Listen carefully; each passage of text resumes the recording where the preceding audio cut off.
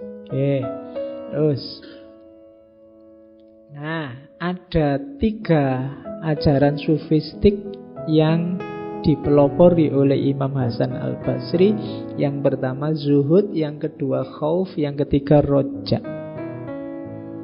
Khauf dan roja dulu pernah kita bahas khusus. Yang roja pada philosophy of hope, filsafat harapan. Yang khauf pada filsafat ketakutan, philosophy of fear. Zuhud itu apa? Tadi saya bilang definisinya kecil, memandang kecil. Zahada, memperlakukan dunia ini hanya sebagai jembatan. Karena dunia ini jembatan, jangan sibuk membangun apa-apa di dunia. Ambil saja secukupnya asal kalian bisa lewat dengan aman, nyaman, selamat, membawa bekal untuk kepentingan tujuanmu di seberang jembatan. Selama ini salah cara hidup kita, katanya Imam Hasan Al-Basri. Kita terlalu banyak membangun banyak hal di atas jembatan. Jembatan itu kan hanya untuk dilewati, tidak untuk ditinggali. Kita hanya sementara. Orang Jawa punya istilah, dunia ini hanya mampir ngombe, mampir sebentar untuk minum, terus jalan lagi. Jangan lama-lama berhenti, nanti kamu tidak nyampe. Jalan terus, ilaihi roji'un. Nah, zuhud itu nanti dalam teorinya ada 3. Ada zuhud yang sifatnya fardu, ada zuhud yang sifatnya fadl, utama, ada zuhud yang sifatnya salamah. Zuhud yang fardu itu adalah meninggalkan hal-hal yang haram. Harusnya kita semua ini seorang zahid. Kalau tidak, ada yang salah. Khususnya di zuhud yang fardu ini. Jadi tidak boleh ada yang tidak zuhud. Semua orang harus zuhud di level zuhud yang fardu, yang fard. Ada zuhud yang fadl. Fadl ini meninggalkan bahkan hal-hal yang halal demi alasan kehati-hatian. Iya sih, halal ndak apa-apa, cuma aku khawatir kalau di situ terus nanti ketagihan di situ terus ndak bisa berubah, malah rusak. Mending ndak deh. Itu zuhud yang fadl. Iya sih, punya mobil gonta-ganti itu ndak masalah, punya mobil banyak juga ndak masalah. Tapi aku khawatir kalau aku gonta-ganti mobil, punya mobil banyak, nggak bisa menahan hasrat tamakku, malah nanti blunder. Itu udahlah, ndak usah gonta-ganti mobil, beli satu aja yang paling mahal, paling bagus. Itu zuhud yang fadil. Kalau dari wajahku sih nyari yang cantik itu mesti bisa lah. Tapi khawatirku, itu zuhud yang fadil. Jangan terlalu cantik lah, nanti jadi pikiran terus, nanti gak konsentrasi ibadah. Misalnya ada dalam hidup ini banyak hal yang boleh kok. Ndak kok yang itu ndak haram, boleh.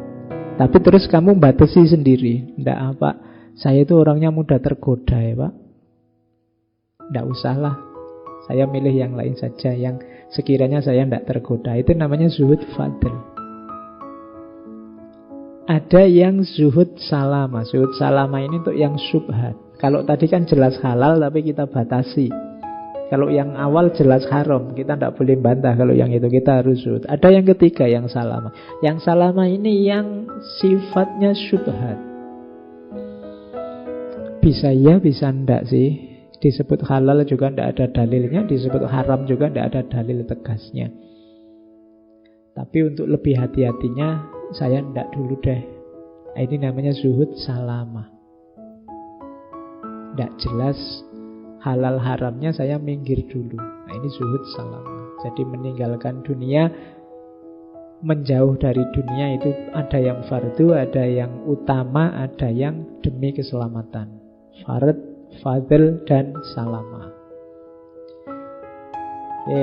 Itu kalau zuhud. Kalau khauf, saya tidak perlu menjelaskan detail. Khauf itu, kalau katanya Imam Hasan Al-Basri, antara lain takut melanggar hukumnya Allah, takut membuat Allah murka. Dan itu katanya Imam Hasan Al-Basri, takut yang membuat hatimu tentram. Pak, saya takut kalau saya berdosa, Pak. Ketakutanmu berdosa kan membuatmu tidak bergerak menuju wilayah dosa. Ini menentramkan. Perasaan takut yang menyebabkan hatimu tentram lebih baik daripada rasa tentram yang menimbulkan perasaan takut. Kamu melakukan dosa kadang-kadang kan enak, tentram. Ujian nyontek, alhamdulillah aku bisa jawab semua akhirnya. Tapi pada akhirnya kamu takut. Wah, jangan-jangannya banyak, begitu ragu-ragu ketakutanmu banyak. Awalnya tentram tapi ujungnya takut. Mending awalnya takut tapi ujungnya tentram. Itu khauf namanya. Imam Hasan Al-Basri ini dikenal memang wajahnya kelihatan kayak orang yang sedih terus. Jadi orang yang muram. Karena dia selalu berpikir, apakah Allah ridho padaku?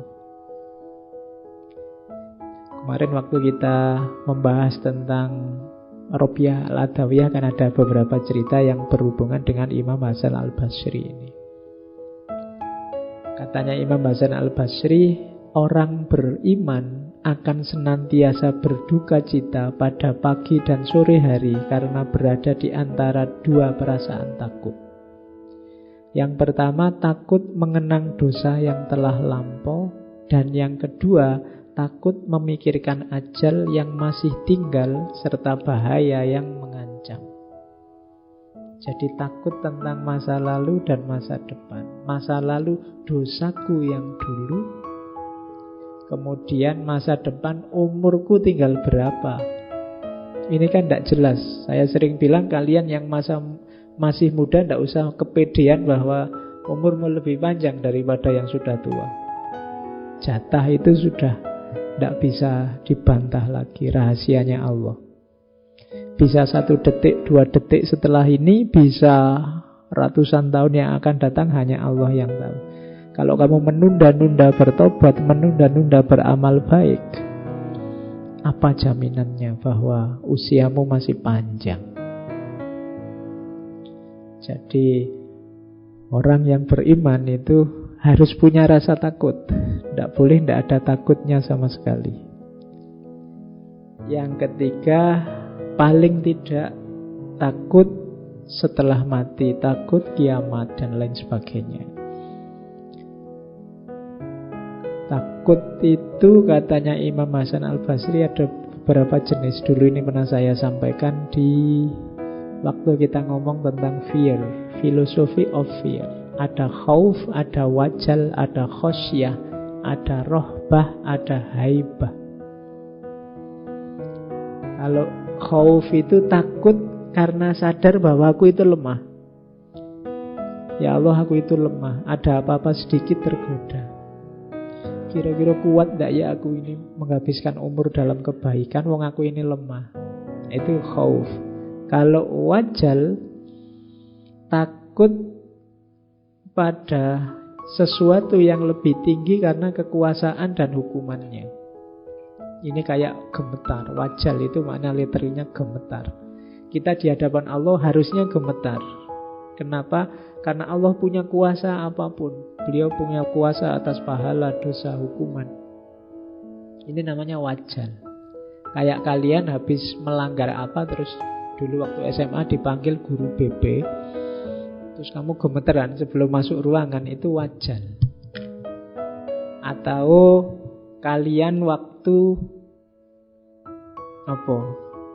salah apa sama dosennya, malesu tanda tangannya, terus dipanggil, itu wajal. Karena kamu tahu beliau punya kuasa atas dirimu untuk memberikan hukuman. Ada lagi khosyah. Khosyah ini takut yang sangat besar.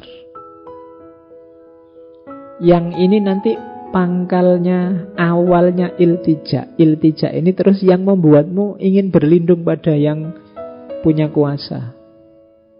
Itu namanya khosyah. Kamu takut dipukul kakakmu waktu kecil, terus kamu lari-lari nyari ayahmu apa ibumu untuk berlindung. Itu namanya khosyah. Ada rohbah. Rohbah itu enggan, lari dari sesuatu yang tidak disukai.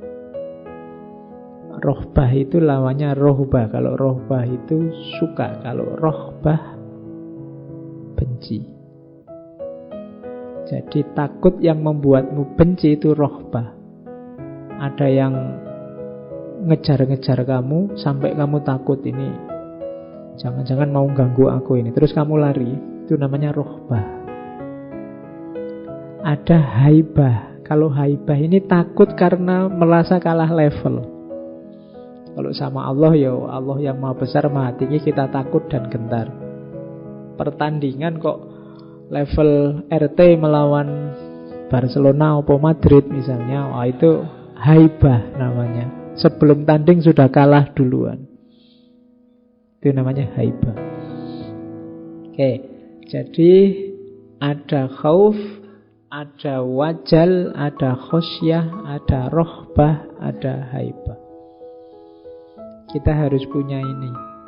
Orang Jawa menyebutnya wong iki ya kudu duwe wedi. Nek gak roh wedi, kalau ndak tahu rasa takut, hidupmu akan susah sendiri.